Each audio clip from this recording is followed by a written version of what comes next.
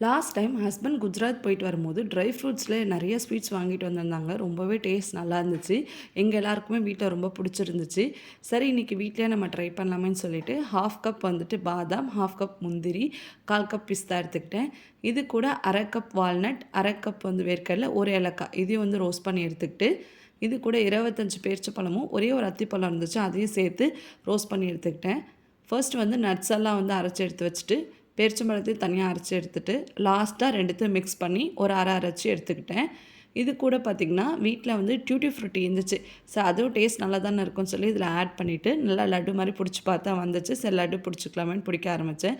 ஆனால் எப்படி என் கையில் வந்து எண்ணெய் வந்துச்சுன்னு தெரியல. நான் வந்து எதுவுமே ஆட் பண்ணல, நெய் எண்ணெய் எதுவுமே. ஐ திங்க் வந்து இந்த நட்ஸ் வந்து ரொம்ப அரைப்பட்டதுனால என் கையில் அப்படி வந்திருக்கும்னு நினைக்கிறேன். பட் லேட்டராக பார்க்கும்போது அது எண்ணெய் பிசுறு எதுவுமே தெரியல. டேஸ்ட் ரொம்ப நல்லாவே இருந்துச்சு. நீங்கள் அந்த லட்டு ட்ரை பண்ணியிருக்கீங்களான்ட்டு தான் மறக்காமல் கமெண்ட் பண்ணுங்கள்.